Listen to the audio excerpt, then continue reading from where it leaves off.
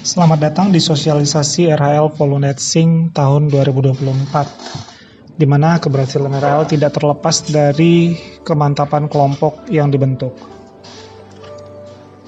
Landasan hukum dari kegiatan RHL Volunet-Sync adalah Undang-Undang Nomor 41 Tahun 1999 tentang Kehutanan, di mana selain undang-undang tersebut terdapat peraturan presiden yaitu nomor 16 tahun 2015 tentang Kementerian Lingkungan Hidup dan Kehutanan, Peraturan Menteri Lingkungan Hidup dan Kehutanan nomor 23 tahun 2021 tentang pelaksanaan rehabilitasi hutan dan lahan. Kemudian keputusan Sekretaris Jenderal KLHK nomor 89 garing Sekjen garing Rom garing KLN titik 0 garing 7 garing 2 023 tentang penunjukan implementing partner penyaluran dana Volunet-Sync melalui sumber dana kerjasama Indonesia dengan Norwegia tahap pertama dan dikelola oleh Badan Pengelola Dana Lingkungan Hidup, serta Peraturan Kepala LKPP nomor 3 tahun 2021 tentang pedoman swakelola. RHL. Apa itu RHL? RHL merupakan salah satu upaya untuk memulihkan dan mempertahankan serta meningkatkan fungsi hutan dan lahan sehingga daya dukung produktivitas dan peranannya dalam mendukung sistem penyangga kehidupan tetap terjaga. Intinya RHL ini difungsikan untuk mencegah kejadian bencana alam seperti banjir, tanah longsor, perubahan iklim yang ekstrim serta pemanasan global. Ada beberapa syarat dan ketentuan dalam menentukan lokasi RHL. Sasaran lokasi RHL adalah das prioritas atau danau prioritas, daerah tangkapan air waduk, dan rawan bencana dengan kemiringan 8% sampai 25%, kondisi tanah miskin, unsur hara dan lahan usaha, serta insentif yang diusahakan oleh masyarakat. Kemudian termasuk ke dalam RU RHL DAS, lokasi definitif telah tertuang dalam RTN-RH, dan telah didefinitifkan dengan RTN RHL T-1 serta lokasi definitif telah tertuang dalam kawasan maupun RTN RL yang ada di luar kawasan. Jenis-jenis tanaman. Ada dua lokasi penanaman kegiatan RHL Volunet-Sync, yaitu hutan lindung dan hutan produksi. Yang pertama, hutan lindung. Jenis tanaman yang disarankan adalah jenis-jenis tanaman yang memiliki perakaran dalam, memiliki evapotranspirasi yang rendah, tanaman HHBK yang menghasilkan buah getah kulit ataupun sebagainya, dan merupakan tanaman kayu-kayuan. Sedangkan dalam hutan produksi, tanaman yang ditanam adalah tanaman yang memiliki nilai komersial tinggi, penguasaan teknik silvikultur, mudah dalam pengadaan benih dan bibit berkualitas, serta dapat disesuaikan dengan kebutuhan pasar dan dapat menangani masalah seperti agroklimat. Dalam pelaksanaan dan kegiatannya, pola yang dilakukan untuk kegiatan RHL Volunet-Sync adalah pola agroforestry.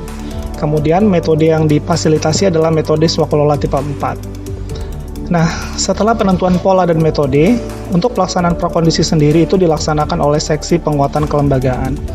Prakondisi kelembagaan dan kelompok itu dimulai dari pengumpulan data dan sosialisasi awal, penyiapan pembentukan KTH, usulan kegiatan RHL berupa proposal, kesediaan dan penggalan komitmen, serta penetapan penerima kegiatan RHL. Dalam hal pelaksanaan, ada kontrak penanaman pemeliharaan yang harus disepakati, kemudian ada pendampingan baik pendampingan untuk kelompok dan perangkat kegiatan RHL lainnya. Untuk penyiapan kelompok tani hutan RHL swakelola, dilakukan pengendalian dengan membentuk dan menetapkan. Syarat pembentukan kelompok tani hutan adalah yang pertama, menyiapkan minimal 15 orang anggota yang dibuktikan dengan KTP, pernah melakukan pertemuan awal yang dibuktikan dengan BA pembentukan kelompok, penetapan kelompok tani hutan oleh kepala desa dan registrasi kelompok, kemudian proposal usulan kegiatan RHL, di mana dalam proposal usulan ini terdapat tim penyelenggara dan tim PPBJ. Dalam hal penetapan tim penyelenggara terdiri dari tim persiapan, pelaksana, dan pengawasan yang ditetapkan oleh ketua kelompok. Sedangkan tim PPBJ adalah unsur dari tim persiapan dan ditetapkan oleh kepala desa. Swakelola tipe 4. Swakelola tipe 4 artinya adalah di mana pada saat melakukan kegiatan merencanakan dan menetapkan SK calon penerima atau pelaksana kegiatan RHL itu berdasarkan usulan kelompok tani hutan yang ditetapkan oleh Kepala BPDes Kurung Aceh. Tim persiapan, pelaksana, pengawas berasal dari kelompok tani hutan dan ditetapkan oleh pemimpin kelompok tani hutan yang bersangkutan. Tim persiapan, berdasarkan LKPP nomor 3 tahun 2021, ada 3 tujuan utama tim persiapan. Yang pertama adalah tugas dan tanggung jawabnya menyusun rencana kegiatan, kemudian menyusun jadwal pelaksanaan, dan menyusun rencana biaya. Tim pelaksana. Yang pertama, melaksanakan pelaksanaan kegiatan RHL dan penyerapan anggaran. Kedua, mencatat pelaksanaan kegiatan RHL dan penyerapan anggaran. Ketiga, mengevaluasi pelaksanaan kegiatan RHL dan penyerapan anggaran. Keempat, melaporkan secara berkala kemajuan pelaksanaan kegiatan RHL dan penyerapan anggaran. Serta kelima, dalam pengadaan barang atau jasa dapat berkoordinasi dengan Kepala Pokja Pemilihan atau UKPBJ Kementerian. Dalam hal pengawasan dilaksanakan oleh tim pengawas, ada 5 tugas utama yang wajib dijalankan oleh tim pengawas. Yang pertama, mengawasi persiapan administrasi teknis dan keuangan. Kedua, mengawasi pelaksanaan fisik baik kemajuan kegiatan penggunaan tenaga kerja, jasa konsultasi, dan sarana prasarana. Ketiga, mengawasi administrasi swakelola, verifikasi administrasi, dokumentasi, dan pelaporan. Keempat, mengawasi penyerahan hasil pekerjaan. Dan kelima, mengawasi pengadaan barang dan jasa. Selanjutnya, kesediaan kelompok. Tujuan dari pembentukan surat pernyataan kesediaan kelompok adalah untuk memperoleh informasi kesediaan dan ketidaksediaan kelompok atas kegiatan yang diusulkan kelompok. Jika kelompok bersedia, maka BA kesepakatan antara BPDAS dan masyarakat ditetapkan, kemudian akan diberikan pengembangan kelembagaan dan kapasitas masyarakat. Dalam hal tidak bersedia, maka sosialisasi akan dilanjutkan melalui forum group discussion dan pertemuan intensif. Serta jika tetap masih menolak, maka dibentuk BA penolakan antara BPDAS dengan masyarakat yang diketahui oleh kepala desa.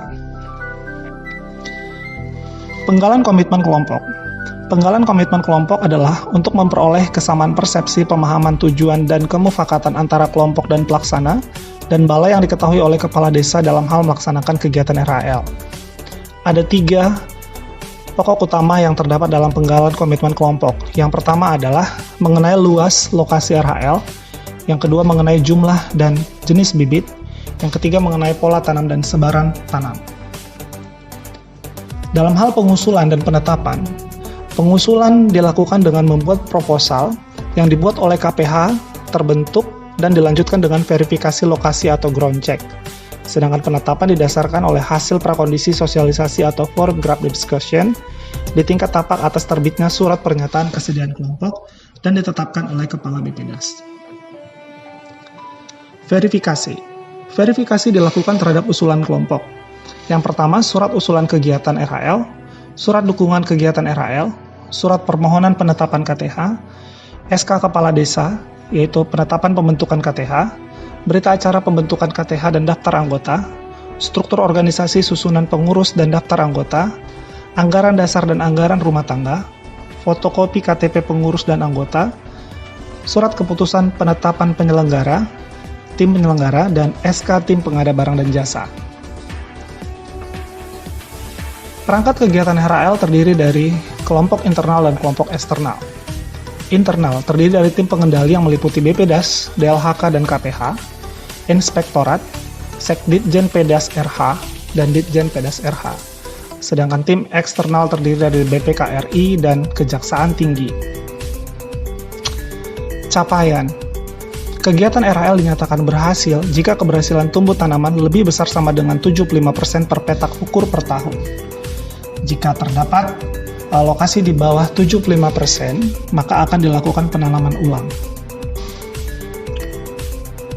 Fasilitasi yang didapat setelah penetapan, yaitu fasilitasi berupa pembimbingan, pendampingan, atau asistensi untuk mereview kelompok pelaksana dalam menyusun RUKK, metode dan jadwal pelaksanaan, dan spesifikasi teknis, serta RAB guna mendukung tercapainya kegiatan swakelola oleh kelompok pelaksana.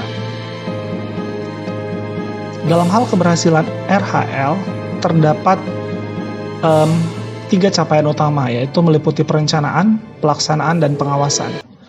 Dalam hal merencanakan, diperlukan disiplin dalam melakukan perencanaan dan penganggaran kegiatan.